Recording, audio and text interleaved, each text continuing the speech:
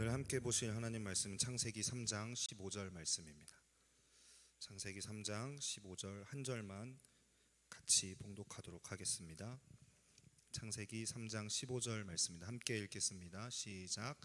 내가 너로 여자와 원수가 되게 하고 내 후손도 여자의 후손과 원수가 되게 하리니 여자의 후손은 내 머리를 상하게 할 것이요 너는 그의 발꿈치를 상하게 할 것이니라 하시고. 아멘.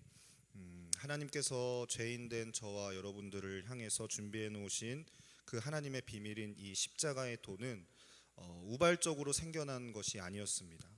우발적으로 한순간에 하나님의 동정심에서 저 불쌍한 사람들 위해서 내가 지금 내가 생각해 보니까 갑작스럽게 생각나는 것이 이 방법이구나 라고 생각해서 나왔다거나 아니면 어떤 면피용으로 만들어진 것이 아니었습니다. 성경은 이 비밀이 갑자기 생겨난 것이 아니라 만세와 만대로부터 라는 표현도 쓰고요. 즉 이 말은 창세전부터 이미 준비되어진 하나님의 지혜라고 선언하고 있습니다. 그래서 이 십자가의 도에 관하여서 성경이 어떻게 계시하고 있는지, 구약 성경에서 어떻게 장차 오게 되어질 예수 그리스도를 설명하고 있는지, 이 성경이 계시하신 진리를 최소한으로 연대순으로 조금 몇 주 동안 같이 한번 살펴보려고 합니다. 주님께서 창세 전에 하나님의 십자가의 도를 준비하셨다. 그리고 이 십자가의 도에 대한 성격을 정하셨는데, 첫째로 그리스도, 그러니까 즉 구원자를 통해 구원하시고, 또 둘째로는 하나님의 자발적인 뜻에 따라서 구원하실 것이다 라는 것들을 십자가의 도에서, 그러니까 우리가 이야기하는 복음 안에 이 두 가지 성격을 규정해 놓으셨다는 것입니다. 에베소서 1장을 같이 한번 볼까요? 에베소서 1장 4절에서 5절 말씀인데요. 같이 한번 읽어보겠습니다. 시작. 곧 창세전에 그리스도 안에서 우리를 택하사 우리로 사랑 안에서 그 앞에 거룩하고 흠이 없게 하시려고 그 기쁘신 뜻대로 우리를 예정하사 예수 그리스도로 말미암아 자기의 아들들이 되게 하셨으니. 아멘. 구원을 이루시는 이 십자가의 도는 어떤 이의 사주나 아니면 외부의 영향을 받는 상대적인 반응이 아니고 철저히 하나님의 주권과 그 뜻에 따라 하나님의 마음 안에서 자발적으로 이루어졌다라는 것을 성경을 통해 증언하십니다. 그래서 십자가의 도는 그 기쁘신 뜻대로, 하나님의 그 기쁘신 뜻대로, 누가 간절히 바라고 기도 40일 금식 기도를 했더니 하나님께서 그 기도에 대한 응답으로 십자가의 도를 허락해 주신 것이 아니고, 하나님 자발적인 순수한 마음 안에서 누가 요청도 안 하고 누가 바라지도 않았는데 하나님께서 그 기쁘신 뜻대로 이루어졌다라고 이렇게 선포하고 계십니다. 그리고 그것이 언제 이루어졌는고 하니 이미 온 세상의 형질이 이루어지기 이전에, 창세 전에, 그리고 그 십자가의 도가 어디서 이루어지는고 하니 그리스도 예수 안에서 이루어진다라고 말씀하고 있습니다. 그러니까 철저히 그리스도라고 하는 구원자를 통한 구원을 말씀하고 있는 것이죠. 그래서 인류를 구원하는 일에 너희들이 스스로, 내가 너희들이 지킬 만한 율법들, 의로워질 수 있는 공의로운 나 하나님의 기준에 있어서 너희들이 이것들을 행하고 이것들을 하지 않으면 스스로 의로워질 수 있고 너희들이 갖고 있는 문제에서 빠져나올 수 있을 것이다 라는 그 어떤 암시도 성경에는 기록되어져 있지 않고요. 그러므로 이 성경에 기록되어져 있는 십자가의 도에 나타난 이 성격이 규정한 것은 무엇이냐면, 율법주의는 절대로 우리가 의로워질 수 있다라는 것을 설명할 수가 없는 것이죠. 잘못된 것이, 처음부터 잘못된 것이죠. 스스로 절대 할 수 없고 오직 그리스도를 통한 구원이 되리라라는 것을 창세전부터 하나님 마음 안에서 결정되어진 이 성경의 증언들을 통해서 우리가 알 수 있다는 것입니다. 디모데후서 1장 9절도 우리가 한번 같이 읽어보겠습니다. 디모데후서 1장 9절입니다. 시작. 하나님이 우리를 구원하사 거룩하신 소명으로 부르심은 우리의 행위대로 하심이 아니요 오직 자기의 뜻과 영원 전부터 그리스도 예수 안에서 우리에게 주신 은혜대로 하심이라. 아멘. 성경 각각 곳곳에서 한치의 어김이 없는 동일한 증언이 계속해서 이어지고 있습니다. 여기서도 반복되는 것은 자기의 뜻이라는 표현입니다. 그러니까 하나님의 기쁘신 뜻, 하나님의 자발적인 의지에서 이 복음이 시작되었다라는 것을 우리가 또 성경의 증언을 통해서 알 수가 있습니다. 우리 주님은 우리가 표현하기로 알파와 오메가이신 주님이시죠. 처음과 나중이시고 시작과 끝이십니다. 그분 이전으로 올라갈 시작이 존재하지 않고요. 그분 이후로 진행되어질 미래도 끝도 없습니다. 모든 논의의 시작과 기결점이 그래서 하나님으로밖에 설명할 수 없고, 그분이 만약에 이렇다라는 것을 말씀하셨다면 그 말씀 이하도 이상도 되어질 수 없는 결론입니다. 주님 안에 모든 것이 있는 것이죠. 그러므로 그 끝이 어떻게 될지는 주님의 끝을 봐야 우리가 정확하게 알 수 있는 것이고, 어떤 이 세상의 시작이 어떻게 되어졌는지, 나의 존재의 시작을 어떻게 알아야 하는지, 내가 누구인지, 우리의 형질이 어떻게 이루어졌는지, 이 지구가 어떻게 시작되어진 건지, 이 모든 것들의 기원을 알려면 우리가 연구하고 묵상하고 과학적인 탐구를 할 것이 아니라 하나님에게서부터 시작되어져야만 하는 것입니다. 그러니까 우리에게 주어진 유일한 지난번에 말씀 가운데 기억나실지 모르겠지만, 율법 외에 하나님께서 또 다른 한 의를 준비해 놓으신 이 복음의 의는 누가 요청해서 우리에게 주어진 것이 아니라, 우리가 너무나 불쌍하고 우리 스스로가 너무나 이거 죄 가운데 이렇게 덕지덕지 붙어서 살다가 지옥 가면 어떡하나 걱정되어져서 우리가 하나님께 대안 좀 주십시오 요구해서 우리에게 주신 것이 아니라, 하나님의 마음에서부터 창세전에 우리가 있기 이미 이전부터 하나님 마음 안에서 스스로 그 기쁘신 뜻대로 자발적으로 준비되어졌다, 하나님에게서 시작되어졌다라는 것을 성경이 우리에게 증언하고 있는 것이죠. 그래서 이 십자가의 도는 하나님의 이 자의적인 뜻대로 하신 것이고, 시기는 언제부터냐면 영원 전부터, 창세 전이고, 어떤 상황이 펼쳐지기도 이전에 이미 그 뜻이 하나님 안에서 스스로 정하여져 있었다라는 것이에요. 이것은요, 이거 뭐 그러면 우리하고 별로 상관없어 보이는 얘기 아닌가, 이런 어려운 얘기 나는 별로 잘 모르겠는데 그냥 알고만 있으면 되는 거 아닌가라고 생각하실지 모르겠는데, 이미 창세 전부터 하나님께서 이 복음을 우리에게 주기로 결정하셨다라는 것은 우리에게 너무나 중요한데, 이것은 하나님의 태도와 하나님의 의지를 반영하고 있다라는 것이죠.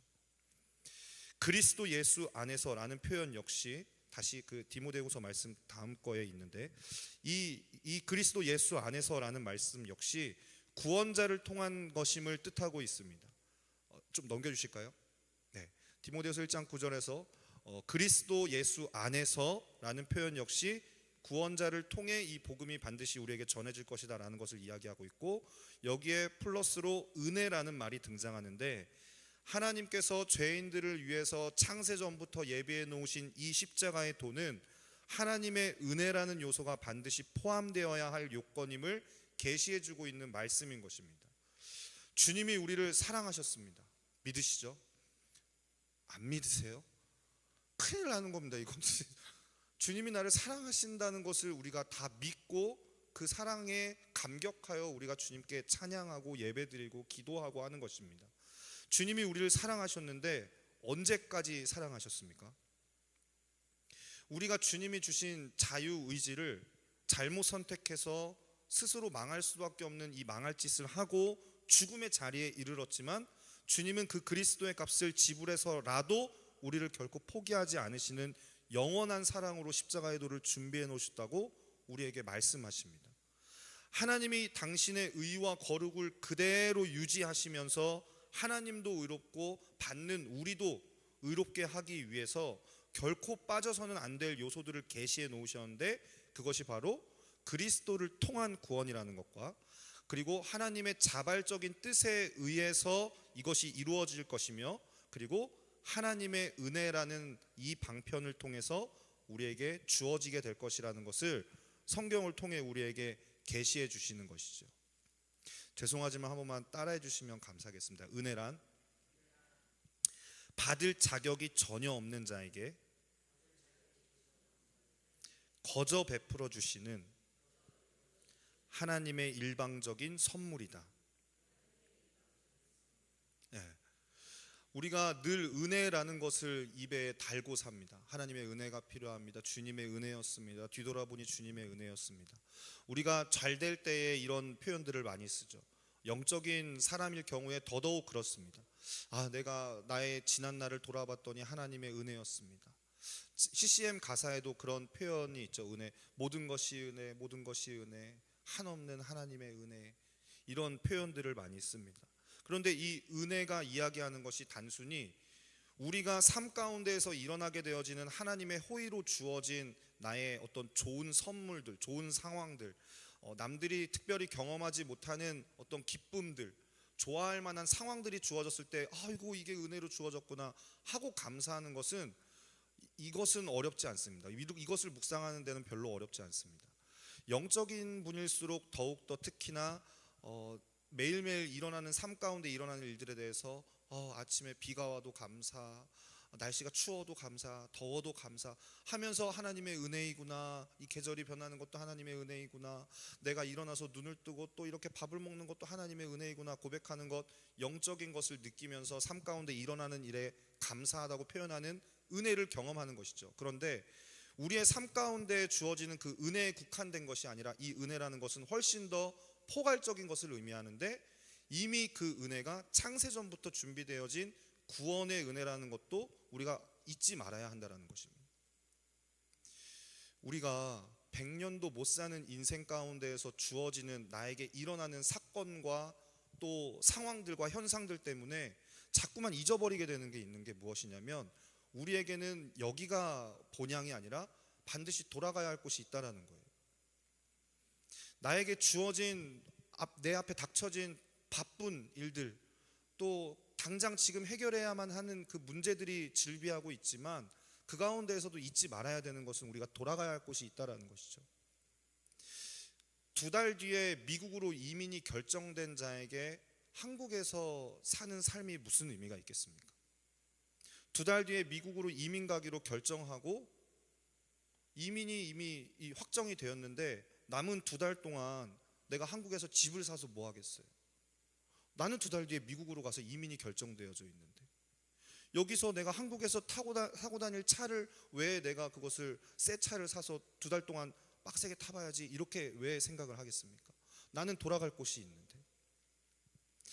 우리가 삶 가운데에서 주어지게 되어지는 하나님의 은혜를 발견하는 것도 너무나 감사한 일이지만, 우리가 주님께서 궁극적으로 은혜라는 것을 우리에게 무엇을 통칭하시며 무엇으로써 우리에게 은혜를 허락하여 주시는지 궁극적으로 우리가 깨달아야 하는 것은, 영원한 저 하나님 나라에서 또 우리에게 이 십자가의 도를 통해 우리에게 일깨워 주시는 그 주님의 복음이 우리에게 은혜로 주어졌다라는 사실을 우리가 결코 잊지 말아야 하는 것이죠. 어쨌든 하나님이 준비하신 이 복음, 이 십자가의 도는 철저히 은혜라는 성격을 포함하게 될 것임을 이미 창세전부터 계시해 두셨다라고 주님은 성경의 여러 군데를 통하여서 우리에게 기록해 두시고 말씀하여 주십니다.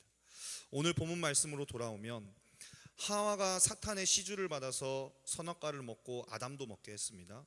이 어처구니 없는 사건 이후에 이 죄의 독성이 단순히 그 선악과를 받아먹은 그 주둥이에만 이 죄가 달라붙은 것이 아니라, 그 독성이 생명 안으로 파고들어서 생명 안으로 들어오게 되어지니까, 원래는 하나님의 형상대로 하나님의 원형대로 창조되어졌던 하나님의 원형의 모습은 온데간데 없이 깨어지고, 하나님과의 완전한 사랑의 교제의 대상이었던 에덴 동산에서 아담은, 하나님이 아담아 어디 있느냐 부르시면은 늘 주님의 말씀에 응답하여 반응하여 나왔었습니다. 그렇죠?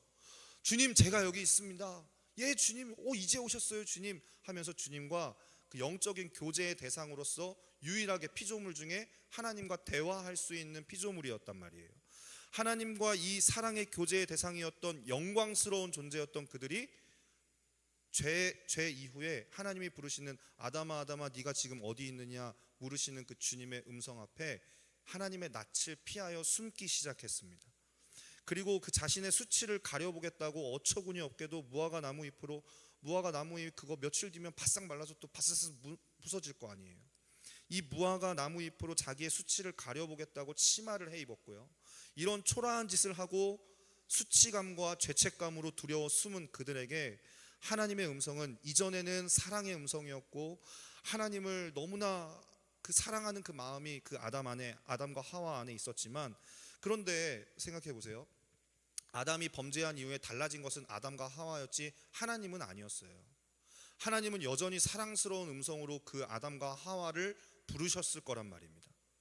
하나님 아버지는 변함없이 아담과 하와를 사랑하고 있는 하나님 아버지이신데, 그 음성을 듣는 아담이 더 이상 예전의 아담이 아니었다는 것이죠. 왜냐하면 죄인을 추적하는 심판관 앞에 덜덜 떠는 죄인의 모습이 바로 아담의 모습이었기 때문에. 창세기 3장 11절에서 12절 말씀입니다. 함께 읽어보겠습니다. 같이 읽겠습니다. 시작. 이르시되 누가 너의 벗었음을 내게 알렸느냐? 내가 내게 먹지 말라 명한 그 나무 열매를 내가 먹었느냐? 아담이 이르되 하나님이 주셔서 나와 함께 있게 하신 여자 그가 그 나무 열매를 내게 주므로 내가 먹었나이다. 이렇게 물으시는 하나님께 대답하는 아담은 이전의 아담이 아니었습니다. 완전한 하나님의 정서를 가지고 하나님의 원형대로 창조되었던 아담은 하와를 향해서 죄를 짓기 이전에는 어떤 노래를 불렀었죠? 하와가 걸어오는 것을 보고 아담이 어떤 이 굉장히 로맨틱한 말을 했었잖아요. 기억하시나요?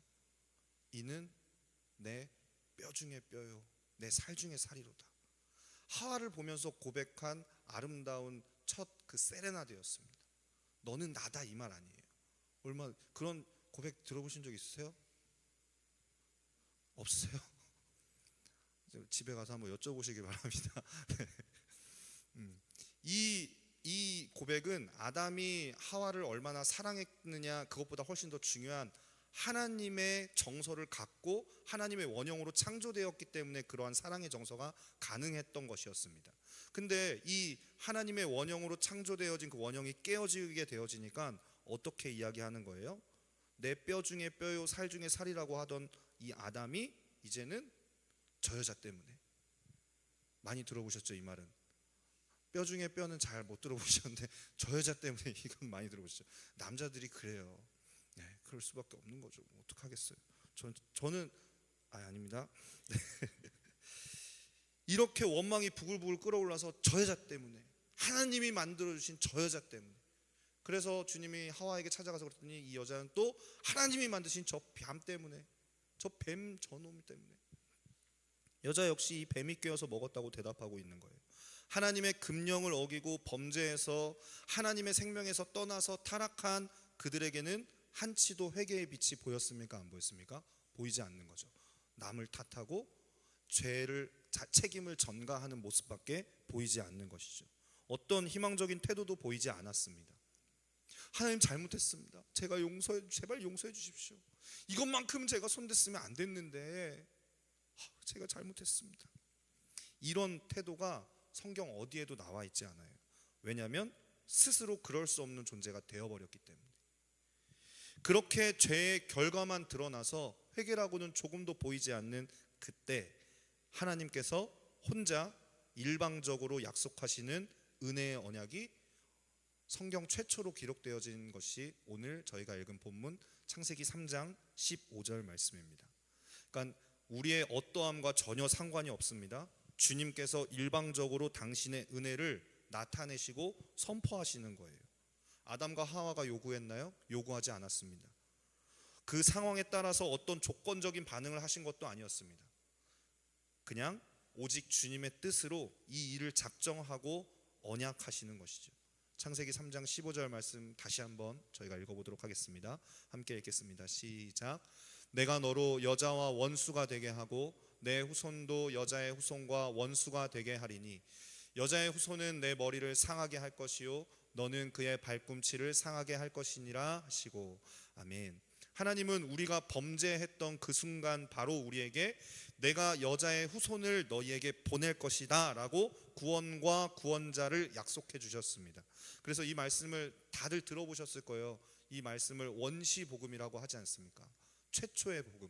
하나님께서 성경 가운데에 최초로 복음을 계시하신 이 원시복음 또는 최초의 복음이라고 이야기합니다. 주님께서 이 창세기 3장 15절 안에 구원에 관하여서 변개할 수 없는 두 가지 진리를 분명히 담아 놓으셨습니다. 그러니까 이 말씀을 통해서 앞으로 오고 오는 세대 가운데에 이 인류 가운데 가장 큰 관심사가 아무래도 죽음 이후에 구원받을 수 있느냐 이것이 아니겠습니까? 구원과 복음에 관한 수많은 논의가 있을 것이고 또 수많은 거짓 그리스도와 지금까지 그래왔던 것처럼 잡다한 어떤 신학 사조를 가지고 말장난할 것을 주님이 이미 다 아시고 누구도 귀에 걸면 귀걸이, 코에 걸면 코걸이라고 할 수 없도록 하신 말씀이 바로 이 말씀인 거예요. 그래서 이 말씀과 전혀 빗나가면 그것은 복음이라고 말할 수 없고요, 그것은 구원자라고 말할 수 없는 것이죠. 이 말씀이 그들을 심판하게 되어질 것입니다. 인간은 결국에는 자신의 범죄함으로 말미암아 구원받아야 될 대상으로, 구원받아야 할 만큼 타락하게 되어졌고요, 구원이 필요하게 되어진 심각한 상황에 떨어지게 되었습니다. 그런데 여기서 주목해 볼 두 가지 진리가 있는데, 그것은 무엇이냐면 구원자에 관한 진리이고, 그리고 구원의 방법에 대한 것을 이 성경 말씀을 통해서 주님이 우리에게 계시해 놓으셨다는 거예요. 창세기 3장 15절에는 하나님이 어떤 구원자를 통해서 우리를 구원하실 것인지 이미 나와 있습니다. 그런데 누가 누구를 구원하려면 구원자도 자격이 되어져야 되잖아요. 자기 몸 하나 건사하지 못하면서 내가 너를 지켜줄게, 내가 너를 구해줄게 하면 이거는 말이 안 되는 얘기잖아요. 구원자로서의 능력도 돼야 되고 자격도 되어야 돼요. 내가 비실비실 거리는데 내가 누굴 지켜주겠다느니 이거는 도울 수는 없어요. 그래서 하나님이 구원자가 어떤 자격을 가져야 어떤 상황에서도 당당히 이 인간들을, 우리의 이 죄악 가운데 건져서 심판받을 수밖에 없는 우리를 건져내실 수 있는지 분명히 계시해 주셨다 이 말이에요. 구약 내내 실패한 이 이스라엘이 그래서 지금까지 계속해서 기다리는 게 이 메시아 아닙니까? 그런데 이 메시아는, 하나님께서 약속하신 이 메시아와는 영 초점이 다른 것이죠. 그들은 초림한 예수님을 보고 메시아가 아니라고 합니다. 그들이 기다리는 메시아는 다윗 왕과 같이 이스라엘 나라를 회복하는 메시아이지만, 그런 그들의 사상이 얼마나 성경에서 빗나가 있는지 우리는 이 말씀을 통해서 깨달을 수 있고요. 스스로 자기가 구원자라고 하는 놈이 이 세상에 얼마나 많이 있습니까? 우리나라에만 현역으로 뛰는 놈이 30명이래요. 자기가 예수, 저는 그 한 가지 유튜브 컨텐츠로 자기가 예수라고 말하는 사람을 한 군데 모으는 거죠, 한 날.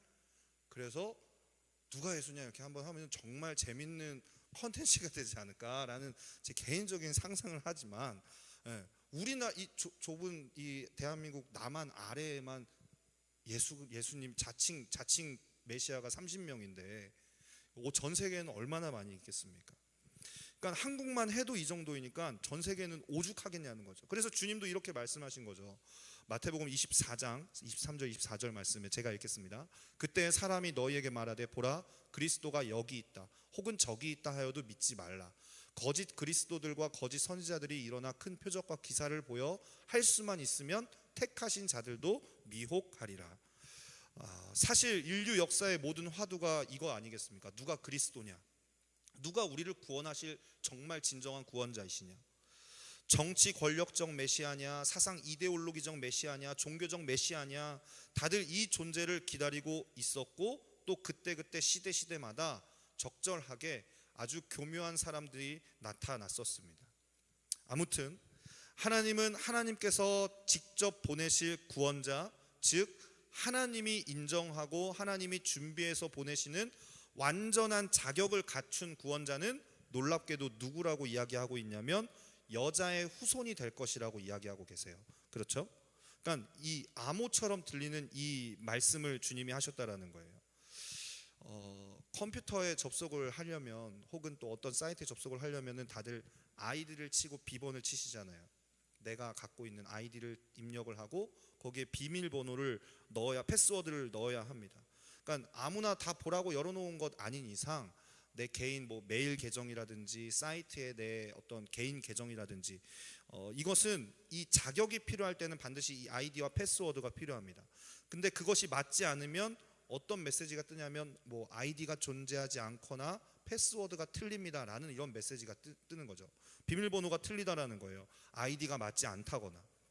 그런데 하나님이 인간의 온 인류 가운데 화두가 되고 있는, 영원히 화두가 되어질 이 누가 그리스도냐라는 이 수많은 논란의 종지부를 찍고 아무도 이것 가지고 사기를 칠 수 없도록 여자의 후손이라는 절묘한 패스워드를 성경 가운데 기록해 놓으셨다라는 거예요.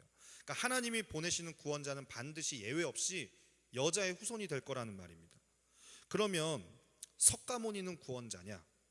그러면 이 대입을 해보면 되는 거죠. 아이디에 석가모니를 치고 패스워드에 여자의 후손 이렇게 넣어보면은 하나님이 이 석가모니라는 아이디에 여자의 후손이라는 패스워드를 넣어보면 당연히 오류가 뜨겠죠. 왜냐하면 석가모니는 여자의 후손이 아니거든요. 아이디가 존재하지 않다거나 사기쳤다거나 아니면 그것은 틀리다라는 것, 비밀번호 그건 아니다라고 이렇게 정확히 나올 것입니다. 여자의 후손은 내 머리를 상하게 할 것이요 너는 그의 발꿈치를 상하게 할 것이니라 라고 하신 것을 보면은 그가 분명히 구원자인 것은 분명해요. 하나님이 말씀하셨으니까. 그럼 왜 굳이 여자의 후손이라고 말씀하는지, 여자의 후손이라는 것은 자연스러운 출생이 아니라는 뜻인 거예요. 구원자로 오실 그분은 자연스러운 출생을 말하는 것이 아니라는 거죠. 보통 후손이라고 하면 우리가 어떻게 이야기를 하죠? 그리고 이 성경에 쓰여진 배경을 봤을 때 유대인들의 어떤 기본적인 사상상 어떤 자손에 대한 뿌리를 이야기할 때 어머니의 이름을 기록하지 않고 남자의 후손을 이야기해요. 그렇죠? 다윗이 누구를 낳고 이 족보를 보아도 누가 누구를 낳고 이걸 보면은 남자의 후손을 계속해서 이야기하고 있다는 말이에요. 그러면 정상적인 혈통 개념과 보편적인 우리의 가치를 뒤집는 여자의 후손이라는 말은 어떤 의미인가 하니 이것은 부정모혈로 태어나는 자연 생식으로부터 나오는 인간이 아니라는 뜻인 거죠. 그러면 다시 돌아가서 석가모니는 여자의 후손입니까? 아닌 거죠. 석가모니는 남자와 여자의 어떤 그 이후에 태어난 자녀 아닙니까? 여자의 후손이 되어질 수 없는 거예요. 부정모혈로 태어나는 이 자연 생식으로부터 나오는 평범한 이런 출생의 어떤 일들로 인해서 태어난 사람이 인간이 아니라는 암시가 이 성경 안에 담겨 있다라는 거예요. 왜 그럽니까? 왜냐하면 우리를 죄와 사탄으로부터 구원하는 구원자가 되려면 그는 죄가 없어야 되거든요. 요한일서 3장 5절에 이렇게 이야기합니다. 그가 우리 죄를 없애려고 나타나신 것을 너희가 아나니 그에게는 죄가 없느니라. 그러므로 구원자가 되려면 적어도 그가 죄 없는 생명이어야 합니다. 당연합니다. 왜냐하면 죄가 있으면 자기 죄값을 치르기도 바쁜데 어떻게 남의 죄를 대신해서 져요? 그럴 수 없잖아요. 그럴 생명이 될 수가 없잖아요. 사형수들만 모아놓은 독방이 있습니다. 1호방에 어떤 사형수, 2호방에 어떤 사형수, 3호방에 어떤 사형수. 그 순서는 1호방부터 이제 차례대로 사형 집행일을 기다리는 독방에 있는 사형수들인 거죠. 근데 1호방에 있던 사형수가 어느 날 이제 문 열더니 1호방 나와 하더니 어디로 끌고 가려고 하는 거예요. 근데 이제 1호방 죄수가 눈치를 채고 막 소리를 지르는 거예요. 죽기 싫다고, 이거 놓으라고 막 악을 쓰다가 이제 나중에는 사람이 악다구니를 쓰다 지치면 이제 막 슬퍼서 자기 연민의 막 감정이 치우쳐 오르면서 막 구구절절 자기 이야기를 하면서 제발 살려달라고 두려워서 죽음 앞에 선 인간의 모습을 보이게 되어지는 거죠. 근데 그 이야기를 듣고 있던 옆에 2호방 죄수가 듣다 그 1호방 죄수가 끌려가면서 하는 얘기 가운데 마음이 감동이 된 거예요.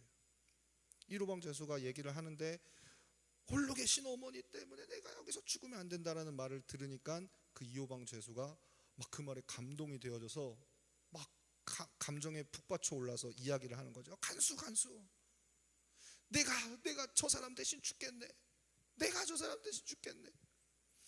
근데 이 험악하게 생긴 이 간수가 조용히 다가와서 귓속말로 얘기하는 거예요.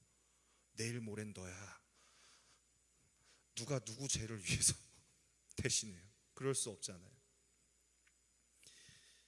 남의 죄를 대신해서 죽는다는 것은 자기 죄가 있는 한 불가능한 일입니다. 자기 빚부터 해결해야 되는데 그럴 수가 없잖아요. 그러니까 구원자의 첫 번째 조건은 죄 없는 생명이어야 합니다. 그런데 아담의 후손으로 태어난 사람 중에 죄 없는 생명이 있습니까? 없죠. 로마서 5장 12절에 이렇게 이야기하거든요. 로마서 5장 12절 함께 읽어보도록 하겠습니다. 함께 읽겠습니다. 시작. 그러므로 한 사람으로 말미암아 죄가 세상에 들어오고 죄로 말미암아 사망이 들어왔나니 이와 같이 모든 사람이 죄를 지었으므로 사망이 모든 사람에게 이르렀느니라. 아멘. 이 말씀과 같이 아담 한 사람으로 말미암아 죄가 세상에 들어왔고요. 그 죄 때문에 사망이 왔는데 아담으로 말미암아 이 땅에 온 모든 남자의 후손, 즉 자연 출생법으로 태어난 모든 인간 중에는 어떤 누구도 죄와 무관한 사람이 있을 수가 없다는 얘기를 성경이 이미 선언하는 거예요. 왜냐하면 의인은 없나니 하나도 없고 죄와 무관한 인생도 결코 누구도 있을 수가 없기 때문에, 그런 의미에서 구원자는 남자의 후손은 안 되고 반드시 여자의 후손이어야 된다는 거예요.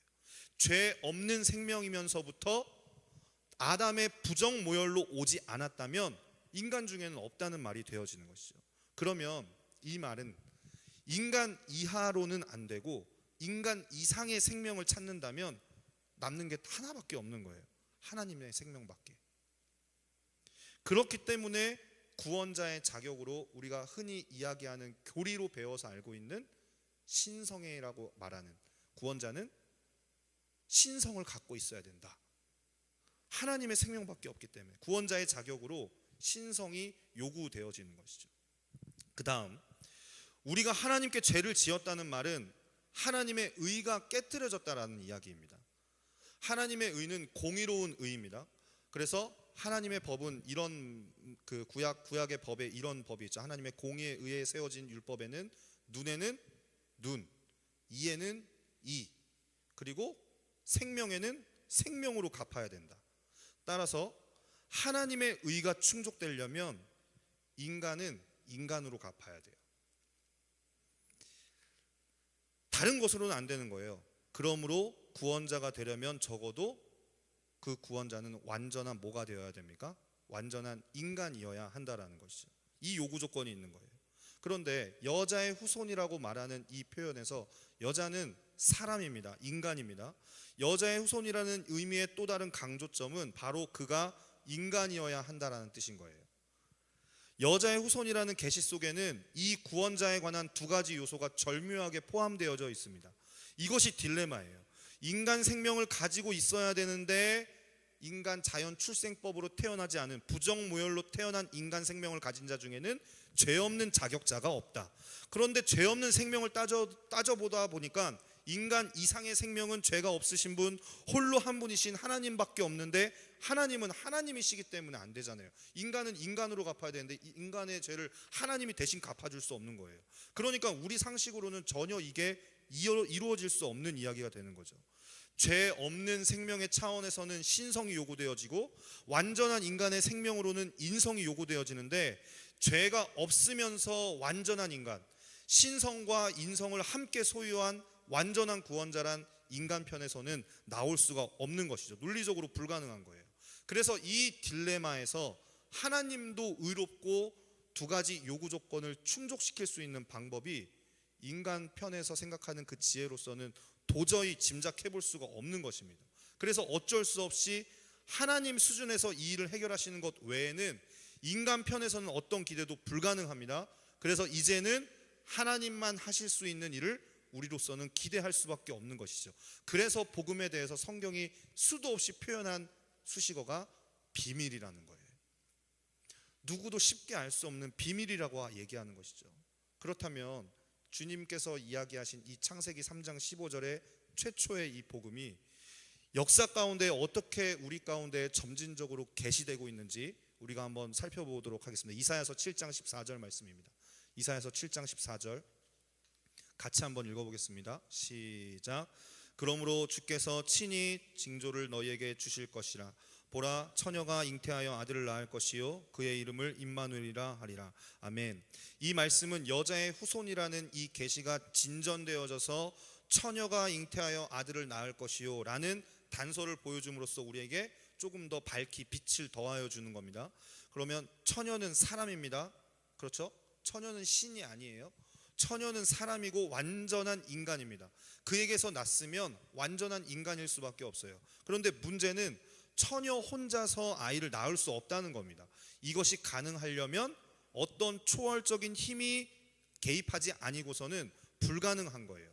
그러면 이 일이 역사적으로 조금 더 시간이 흐른 뒤에 어떻게 성취되었는지 누가복음 1장 30절에서 34절 말씀입니다. 제가 읽어보겠습니다.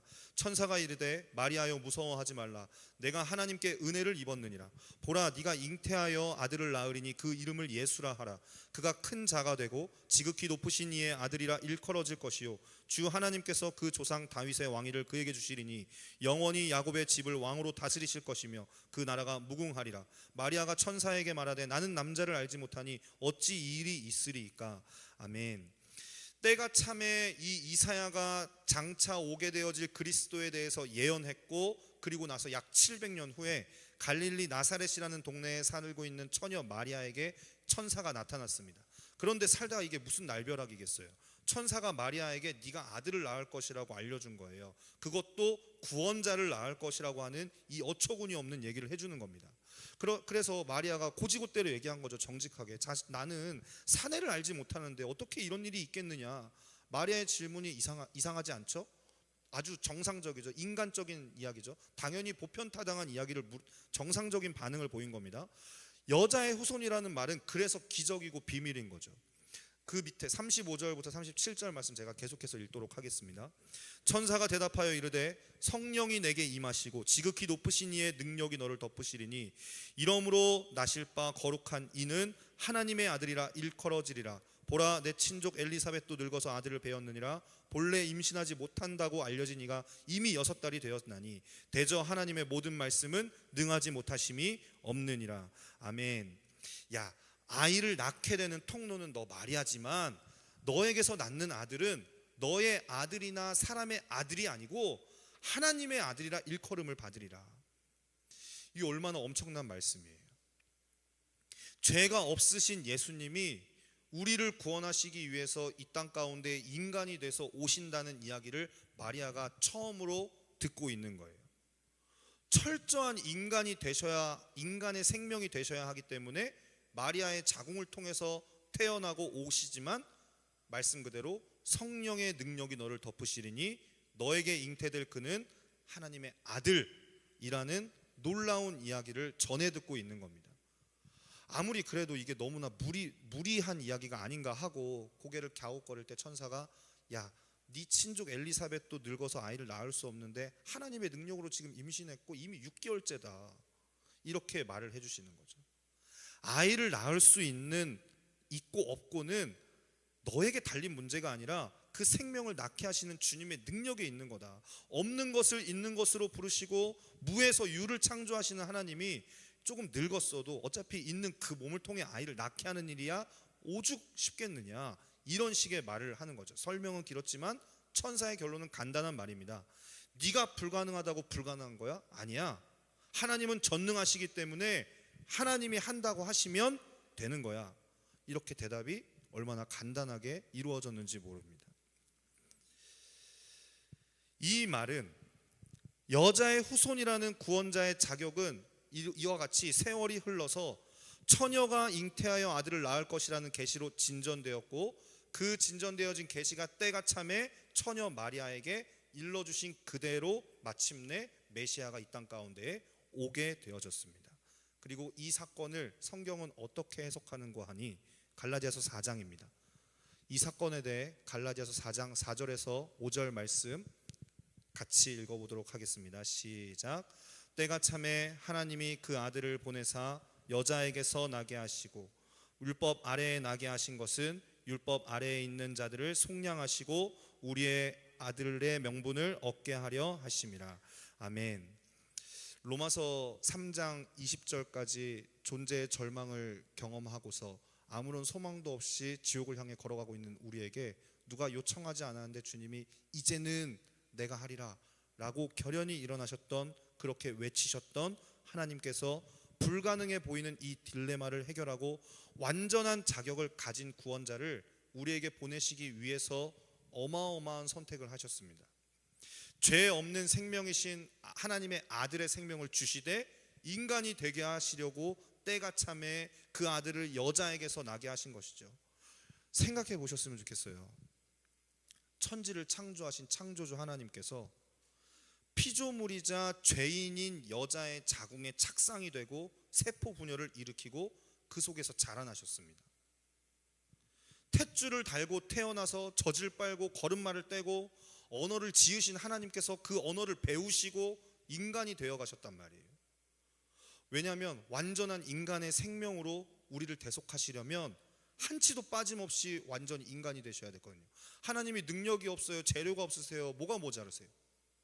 그냥 십자가가 필요하셨으면 하늘에서 33세 된 예수를 내려보내시면 되잖아요.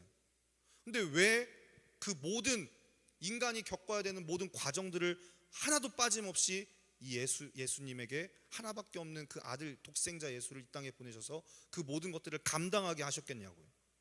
한순간도 슬쩍 넘어가지 않으시고 처음부터 끝까지 철저히 우리와 똑같은 생명이 되시기 위해서 하나님이 선택하신 이 일은 잔인한 정도가 아니고요, 상상을 초월하는 이야기란 말입니다. 하나님의 뜻이라고 하지만 우리로서는 이 얘기를 들을 때마다 감당이 안 되는 것이죠. 우리가 아무리 개를 사랑한들 개하고 교제하고 싶어서 개 뱃속에 들어갔다가 강아지의 언어를 배우고 개가 되어 태어나고 이렇게 할 인간이 어디 있겠어요? 아무리 강아지를 가족이라고 아끼는 사람들이 많은 이 사회라고 하지만 그렇게 할 사람이 누가 있겠냐는 거예요. 가능하다고 해도 그렇게 할 인간이 없고 같은 피조물의 입장에서도 아예 불가능합니다. 그런데 천지를 창조하신 하나님, 조물주이신 하나님이 피조물인 인간이 되려고 낮아지셨는데 낮아지셨다는 표현조차도 모자랍니다. 자기 아들을 보내어서 여자에게서 나게 하셨습니다. 율법을 제정하신 하나님께서, 율법을 제정하시고 심판하시는 하나님이 율법 아래에 있는 자들을 구속하시고 아들의 명분을 얻게 하시려고 완벽한 자격을 갖춘 구원자이신 그 아들을 율법 아래에 나게 하셨습니다. 이것을 창세전부터 꿈꾸셨다라는 얘기예요, 하나님께서. 그러면 하나님께서 그 마음의 꿈을 갖고 계셨더라도 중간에 우리의 잘못된 행실을 보고 포기하실 수도 있잖아요. 너네 진짜 아무리 잘하려고 해도 우리가 악착스러운 짓을 하고 나면은 너는 틀렸다, 너는 안 되겠다, 너네 종자로는 안 되겠다, 복도 받을 놈이 따로 있는 거지, 이렇게 얼마든지 우리를 정리하실 수 있었을 텐데 주님이 창세전에 품으셨던 그 사랑으로 어떤 과정에서도 물러섬 없이 언약하신 그대로 하나도 빗나가지 아니하시고 완전한 자격자가 되실 때까지 오랜 세월을 철저히 주님이 준비하셨습니다. 그리고 마침내 하나님의 시간의 때에 약속대로 당신의 아들을 여자에게서 사람으로 태어나게 하시고 율법 아래에 나게 하셨습니다. 갑작 덜컥 나타나서 내가 하나님의 아들이다 하고 덜컥 십자가에 달려 돌아가시면은, 그렇게 하면은 완전한 인간이 되어질 수 없었기 때문에 완전한 인간으로 철저한 성장 과정을 다 거치시고 우리와 똑같은 죄인의 명분을 가지고 율법에 순종하시고 율법의 저주에 우리와 똑같은 대가를 지불하시고 완전한 구속자가 되어주셨습니다. 때가 참에 그 아들을 보내셔서 여자에게서 나게 하시고 우리를 속량하시고 우리에게 아들의 명분을 주기까지 이 구원을 이루신 하나님께 우리가 어떻게 감사하지 않을 수 있겠습니까?